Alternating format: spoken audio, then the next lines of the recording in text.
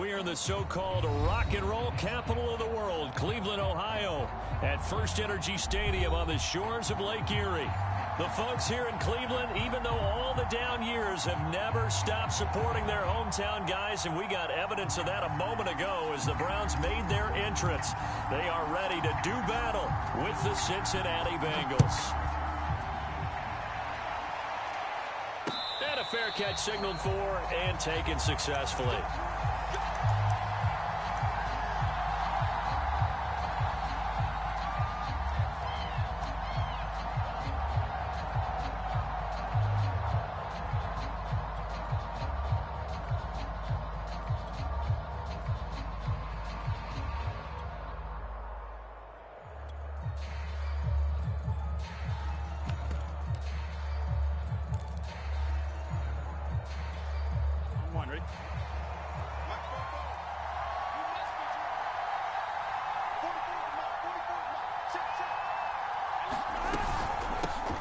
The former second-round pick, this is Joe Mixon. And not much to speak of. Call it a 1-yard gain up to the 26.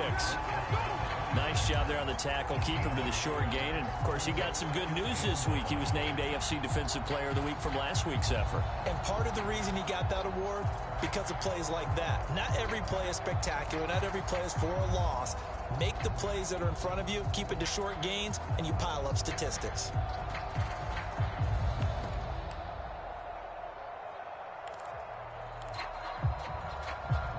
The run only got a yard. Here's 2nd and 9.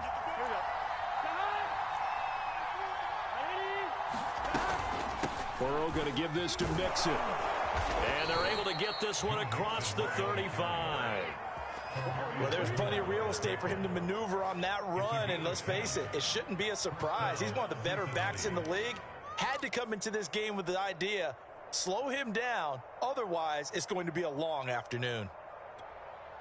So from the 36 now, 1st and 10.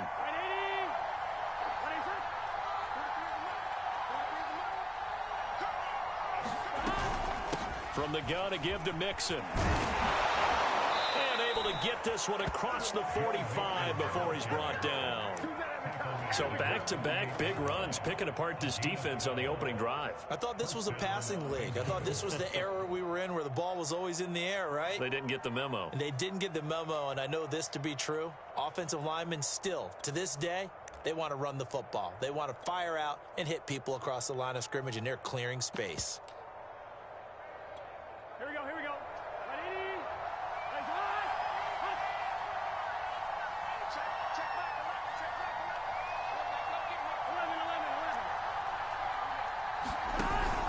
Mixon with a first down carry. And he's going to take this across the 50 into Browns territory. Zadarius Smith able to get him down. Well, this defense for the Browns, they were terrific last week in the victory over Buffalo. But we certainly had a nice conversation with the defensive coordinator, didn't we? And what we heard, I like what we did, but we definitely need more pressure on the quarterback this week.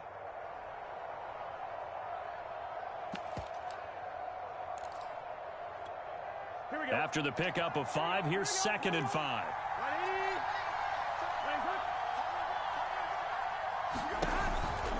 It's Mixon on the counter. And he'll get this down only to about the 46. 5 yards on first down, but now just a 1-yard pickup there on 2nd. Just not a whole lot of room to operate there on that carry. No, not at all. They did a really nice job staying in their proper places and not allowing any lanes to open up.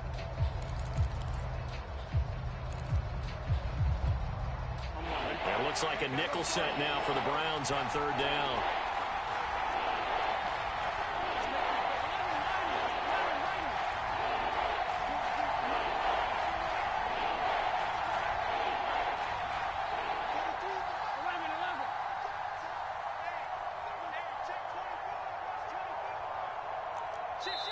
Play clock down to 2, and we get a signal and a timeout. They'll have 2 remaining as we step aside here in this first quarter.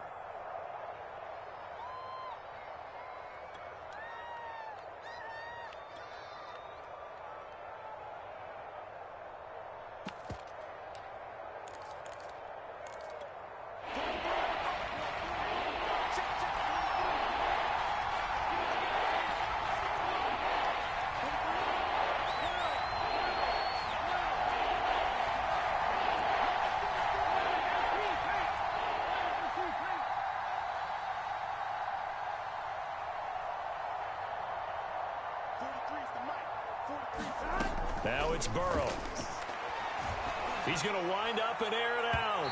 That's incomplete, but there is a flag down, so hang on. A big call coming on third down.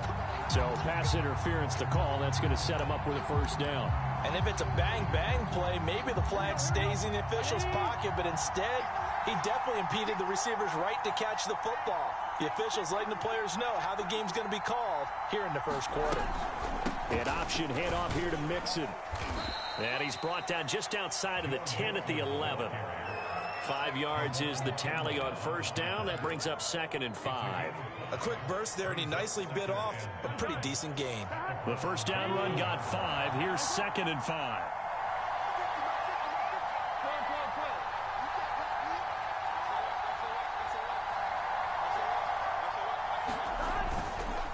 A handoff to Mixon. They'll get this down inside the 10 for a pickup of about 3.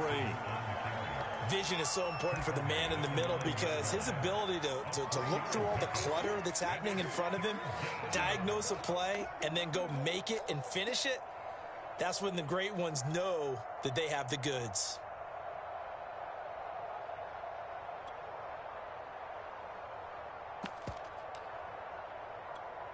Here comes the 7th play of this opening drive. They've moved it well, but here's third down. They give to Mixon to try to pick it up. So he fought off the tackle, and that effort gives him the first before he's brought down. A stop there on third. They could have held him to 3 on this opening drive. Now they have to bow their necks on 1st and goal. If I'm looking at this from the offense's point of view, that's a big-time pickup right there, and I'd go right at him with another momentum play. Go quickly and attack him, because right now they probably have their heads down a little bit since they didn't stop him on third down. Give him 2 yards on that one. 2nd and goal now. Good first step there defensively, but they're still knocking on the doorstep, so maybe another run here? I think so. One of my favorite coaches used to say, son, if you could darn near lay down near the end zone and get in, give me my best power running play with my best back right now. Mixon will take this one in. Touchdown, Cincinnati. Well, first quarter, maybe too early to talk about statement drives, Charles, but that sure seemed like a statement drive right there. Well, if we're going to talk about statement drives, I think what they're saying is we're going to establish the run. They gave it to him early and often on this drive, and he wound up taking it into the end zone. Extra point by McPherson, up and good. And it's now a 7-0 game. After the touchdown, McPherson on to kick this one away. And no return on this one as the fair catch is signaled for and taken.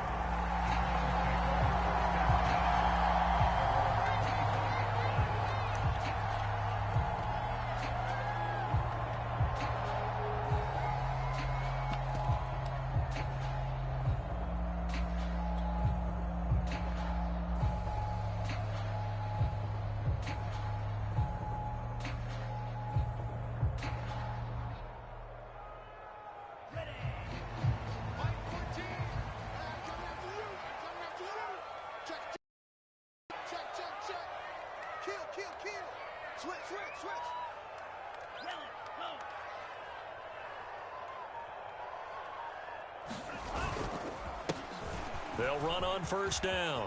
It's Mitchell, and they're able to get this one across the 35. The CD a lot of times like to separate speed and quickness, and they've got a back that's both. We know that he's fast in the open field, but, man, his first step is so quick, too. It is something, isn't it? Because you think of that type of speed getting to the perimeter and turning upfield, but also when you run those inside runs, he can get into the secondary so fast the linebackers don't have a chance to react.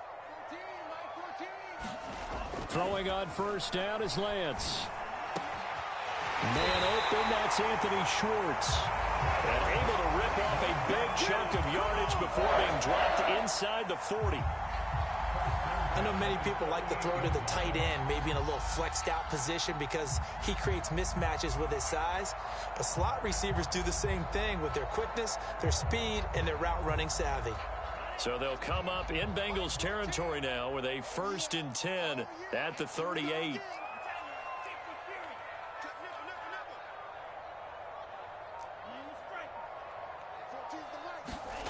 On play action, Lance. He'll find Schwartz complete right side. And he takes this just a few yards shy of the red zone before going out.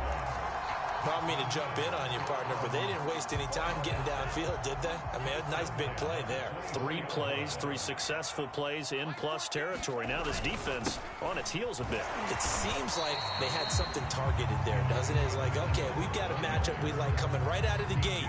Let's go ahead and get right to it. A minimal gain as we tick down inside of a minute remaining in the opening quarter. Second down and 7.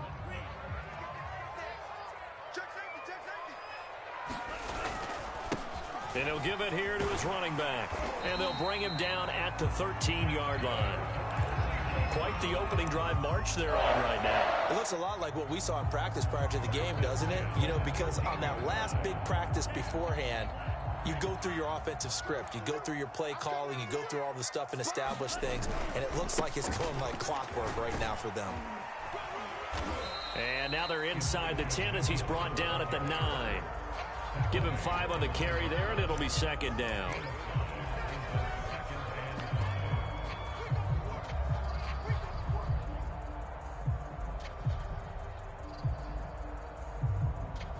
After 1, 7-0 on EA Sports.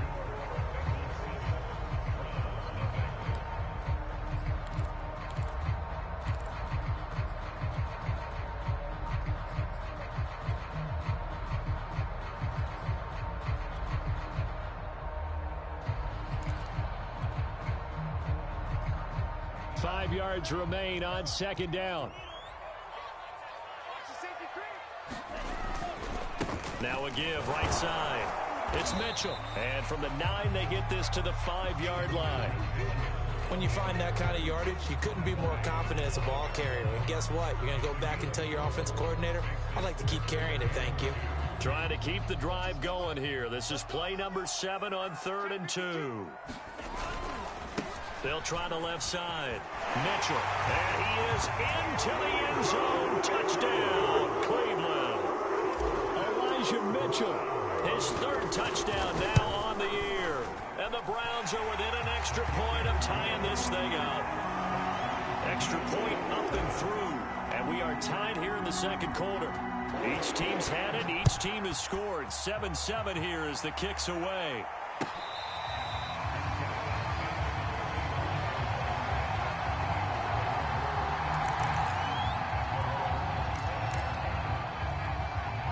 The Bengals drive about to get going.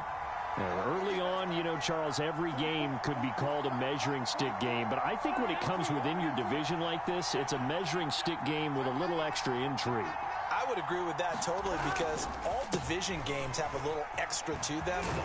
But I like where this game is situated because at this stage of the season, it has that little extra juice, but at the same time, it's not a make or break if this were, let's say, week 15, 16, somewhere in that neighborhood. One play has him up past the 40 already, and another 1st and 10.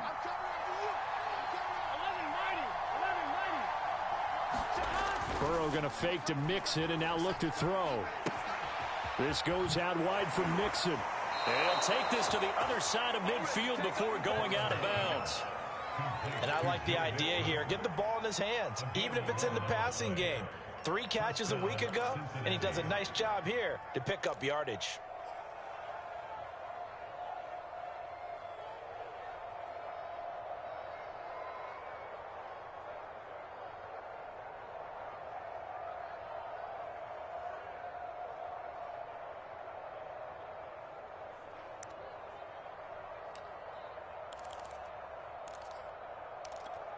Back-to-back good plays have them on the move on 1st down.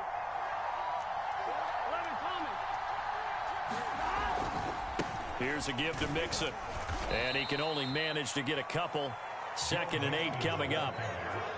That's a good play by the guys on the defensive side of the ball. Held him to a gain of 2. And that changes the playbook a little bit now for the guy calling plays. 2nd and 8. Now he's got to probably think about going to the air instead of maybe staying with the ground game.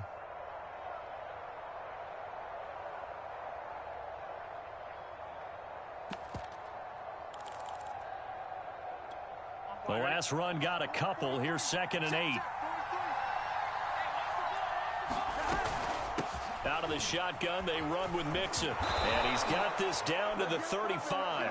74 yards rushing for him as he has been tough to stop here this first half. They're making it look easy out there. Another first down. So far on this drive, let me do this little bit of math here. 4 plays, 3 first downs. That's a pretty good recipe for success. On first down, Mixon, and he'll run straight into a wall of tacklers at the line of scrimmage. It's second down. Nice job there defensively to clamp down because really they've been on their heels this drive. Agreed, and they really needed that one for confidence, just to feel a little bit better. But I don't know if I would be daunted by them stopping me on one run. This drive has gone pretty well. I could come right back at them.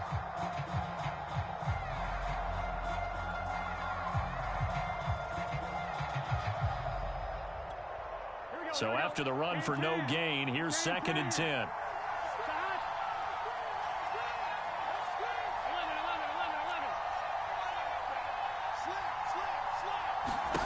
And now they will throw it with Burrow. Dumps it off to Mixon. And he's going to get it down to the 33-yard line here. They do get a couple, but they'll be left staring at a 3rd and 8 coming up. And we see another pitch and catch there to the running back. This position just continues to evolve. They become just as critical to the passing attack as a lot of receivers, tight ends, because their ability to make people miss in the open field can really generate big plays for an offense.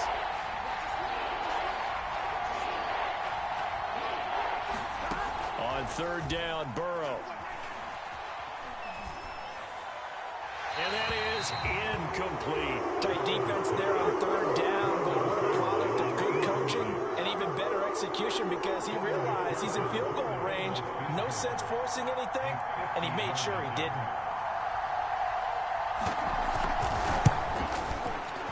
McPherson's kick is good. And they take the lead here now at 10-7. So a good kick there, and they put the bow tie on it with 3 points. And let's face it, everybody wants a touchdown. We know that. But in the NFL, defenses are awfully good. You're not going to score each and every time. Be able to knock the ball through the post and take the throw. By the way, I said bow tie. I meant just bow. And now the rookie's free. 20. And all the way in. Touchdown, Cleveland. That kickoff return, 104 yards. And once again, the Browns are back in front. Point after, right down the middle. And the lead is now 14-10. So let's try this again. After the kick return, TD, here's yet another kickoff.